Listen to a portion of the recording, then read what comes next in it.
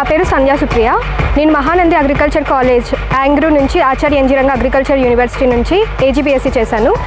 నాకు మేనేజ్కి ఎందుకు రావాలనిపించిందంటే జనరల్గా ఇప్పుడు ఫార్మర్స్ చాలా ప్రాబ్లమ్స్ ఫేస్ చేస్తున్నారు. కంపేర్డ్ టు అదర్ కంట్రీస్ ఇండియాలో ల్యాండ్ చాలా ఫ్రాగ్మెంటెడ్ ఉంది. ఇలాంటప్పుడు మనము ఏదైనా ఇప్పుడు డ్రోన్ టెక్నాలజీ వాడాలన్నా కూడా మనము అసలు ఫార్మర్స్కి ఇక్కడ ఉన్న ల్యాండ్ ఫ్రాగ్మెంటేషన్కి మనం అసలు వాడలేకపోతున్నాము. అలాంటప్పుడు మనం కొంచెం లైక్ ఇప్పుడు మేము ఎంబీఏకి వచ్చిన తర్వాత మేము కంపెనీస్లో జాయిన్ అయిన తర్వాత లైక్ ఎఫ్పిఓస్ని, కస్టమ్ హైరింగ్ సెంటర్స్ని వీటిలన్నింటినీ కూడా కోఆర్డినేట్ చేసుకొని ఫార్మర్స్ని ఒక like we can make land the large evacuated. అందుకని in this way we can help farmers indirectly. జనరల్గా ఈ స్మాల్ అండ్ మార్జినల్ ఫార్మర్స్కి తీసుకుంటే వాళ్ళకి నాలెడ్జ్ చాలా తక్కువ ఉంటుంది.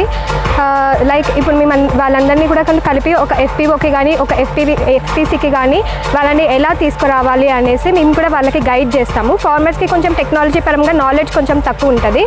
వాటికి మేము నాలెడ్జ్ ఇవ్వడానికి బేసిక్గా మేము వాళ్ళకి హెల్ప్ చేస్తాము.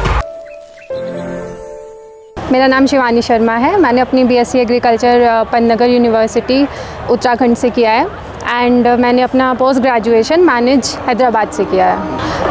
स्पेशलाइजेशन हमारा ये है कि हम एग्री इंडस्ट्री को कैसे हम एक बिज़नेस पॉइंट ऑफ व्यू से आगे ले जा सकते हैं. That is the specialisation that is known as post graduation diploma in management specialised in agri business management. Mostly अगर आप देखेंगे तो मैनेजमेंट के जितने भी सब्जेक्ट्स हैं वो उन सब की हम बेसिक स्टडी तो करते ही हैं. उसके साथ स्पेसिफिक टू एग्रीकल्चर हम उन कॉन्सेप्ट्स को, उन सब्जेक्ट्स को कैसे एग्री फील्ड में हम अप्लाई कर सकते हैं उसके हिसाब से सारे सब्जेक्ट्स होते हैं. Finance related, stats related, business development related, rural agriculture related, so many subjects are there. अगर मैं कॉलेज की बात करूँ कि हमें जो हमारे प्रोफेसर्स आते हैं, हमारे जो लेक्चरर्स गेस्ट लेक्चर लेने आते हैं, वो लोग इंडस्ट्री का एक्सपीरियंस लेकर आते हैं और वो लोग हैं जिन्होंने ग्राउंड लेवल पर किसानों के साथ जाकर खेत में जाकर पूरा स्टडी किया है कि उनकी प्रॉब्लम्स क्या हैं, वो सॉल्यूशंस कैसे होंगे, उनको कैसे बताया जाए कि कृषि में आगे कैसे और प्रगति करना है.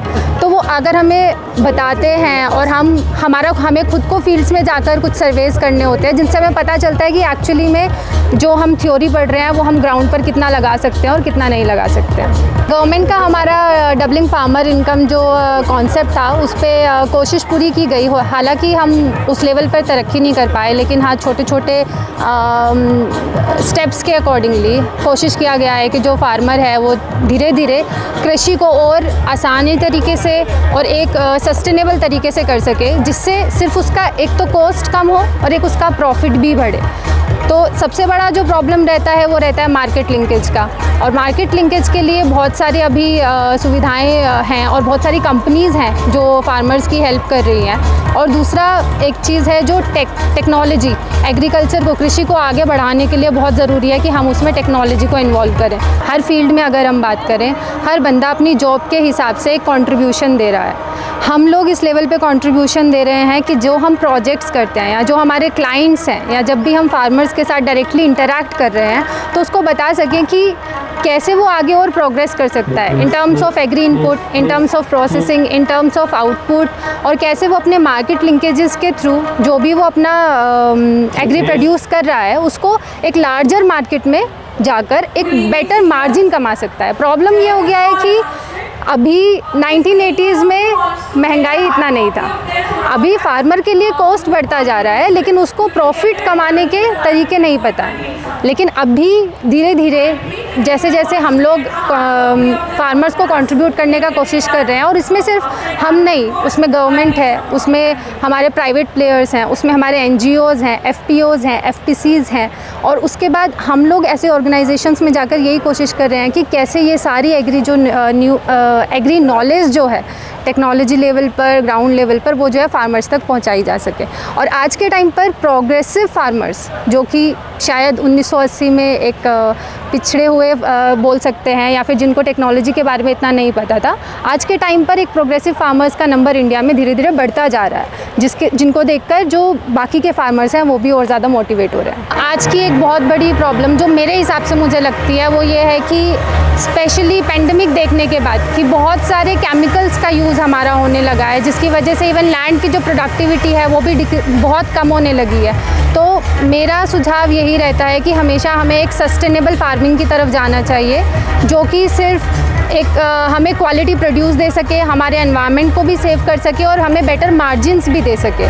और इसके लिए sustainable farming, organic farming, natural farming, integrated farming, zero budget farming, there are many examples, many practices जो हम धीरे धीरे फार्मर्स को बता सकते हैं कि आप धीरे धीरे इंट्रोड्यूस कीजिए और इसके बाद आपकी जो लैंड है उसका प्रोडक्टिविटी अपने आप बढ़ेगा, उसका मार्जिन अपने आप बढ़ेगा और इवन जो आप प्रोड्यूस क्रिएट कर रहे हैं उसका क्वालिटी अपने आप बढ़ेगा और जिसकी वजह से मार्केट में डिमांड ऑलरेडी बढ़ेगा, क्योंकि हेल्थ अवेयरनेस अभी कंज्यूमर में बहुत ज़्यादा बढ़ चुका है। सो इस एजुकेशन प्रोग्राम का जो हमारा फ़ी था 2 साल का पूरा 8 लाख था और हमारे जो फाइनल प्लेसमेंट्स हुए थे उसमें जो पैकेजेस थे वो 7 लाख से 20 लाख तक थे, जिसमें से एवरेज इफ़ यू से तो 11 से 12 lakh was the average and we really got some good packages.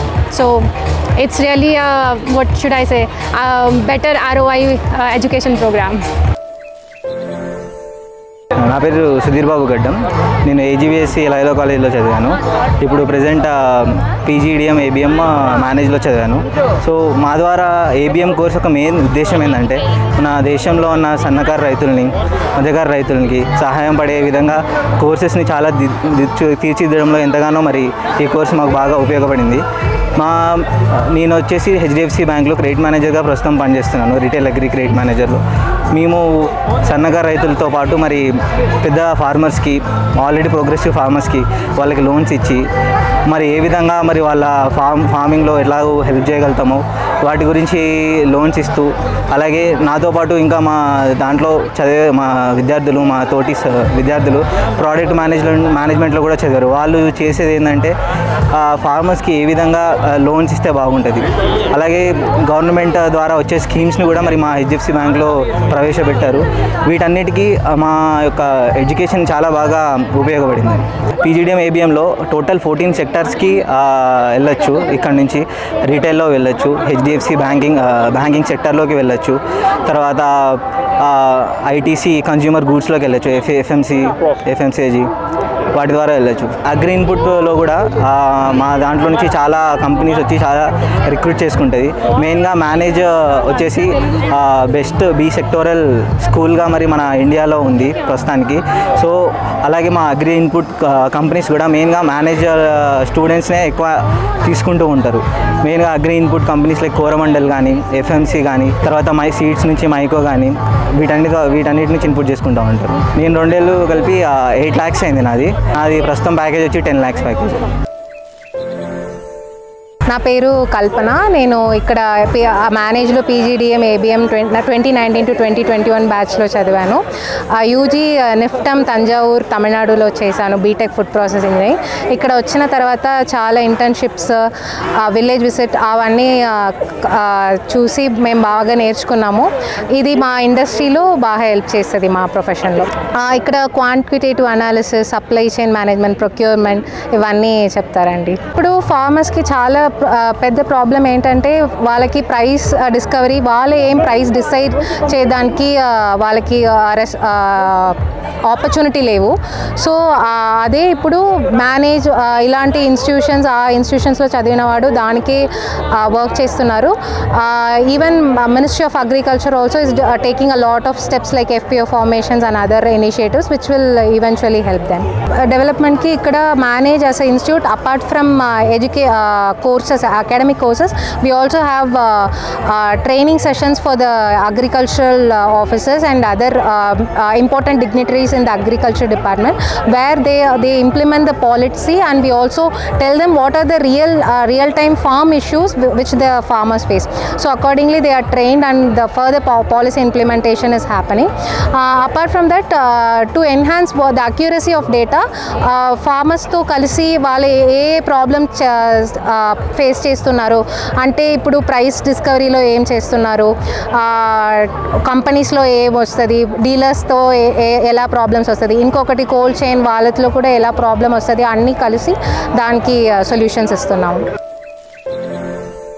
Rural ఏరియాస్లో ఉన్న ప్రాబ్లమ్స్ ఏంటి, అగ్రికల్చర్ పరంగా యా కెపాసిటీ డెవలప్మెంట్ పరంగా మనం ఇంకేం చేస్తే ఇండియన్ అగ్రికల్చర్ కంటెక్స్ట్లో ప్రతి స్టేక్ హోల్డర్ డెవలప్ అవుతారు అనేది కూడా ఇక్కడ నేర్పిస్తారు. దానికి సంబంధించిన కోర్సులు కూడా ఇక్కడ చాలా ఉంటాయి. వీటితో పాటు ఈ 2 years కోర్స్ ఎండ్ అయ్యే లోపు మనకు ఒక ప్రోగ్రామ్ ఉంటుంది. అందులో 1 నెల పాటు మనం కంప్లీట్గా ఒక విలేజ్లో రైతులతో పాటు గడపాల్సి వస్తుంది. సేమ్ గ్రాడ్యుయేషన్లో ELP ప్రోగ్రామ్ ఎలా ఉంటుందో ఇక్కడ ఈ ప్రోగ్రామ్ ఉంటుంది. కాకపోతే వ్యత్యాసం ఏంటంటే ఇక్కడ ప్రోడక్ట్ డెవలప్మెంట్, ఏం అక్కడ అమ్ముతున్నారు, పురుగు మందులు ఏం అమ్ముతున్నారు, వాటి SKUs ఏంటి, వాటి మార్కెటింగ్ ఏంటి, సేల్స్ ఎజెండా ఏముంటుంది, మిగతా మనం కార్పొరేట్ లైఫ్లో చూసే ఆఫీస్లో చూసేదానికి ఆన్ గ్రౌండ్లో రియాలిటీకి డెవలప్మెంట్ ఇష్యూస్కి ఏం గ్యాప్ ఉంది, ఏం చేస్తున్నారు అనేది క్లియర్గా తెలుస్తుంటుంది.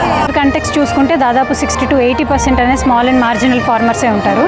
దీనివల్ల మనం స్ట్రాటజీలో వచ్చే డెవలప్మెంట్స్ కానీ చేంజెస్ కానీ ఏంటంటే ప్రతి ప్రోడక్ట్ SKU అనేది మనం క్లియర్గా ఆలోచించాల్సి వస్తుంది. అంటే 1 ఎకరం నుంచి 1/2 ఎకరం వరకు కూడా రైతుకి వెళ్ళాలి అంటే ఎక్కడి నుంచి స్టార్ట్ చేయాలి అనేది క్లియర్గా ఆలోచించి ఇక్కడ డెసిషన్ తీసుకుంటారు. సెకండ్ ఏంటంటే మనకి ఫండింగ్ తక్కువ ఉంటుంది. ఇక్కడ చాలామంది సన్నకారు రైతులతో పాటు వాళ్ళు కౌలు రైతులు కూడా, అంటే పొలం వాళ్ళ సొంతం అయ్యి ఉండదు, వేరే వాళ్ళ దగ్గర నుంచి లీజ్ లాగా తీసుకొని సంవత్సరానికి ఇంత అని కట్టి చేస్తూ ఉంటారు.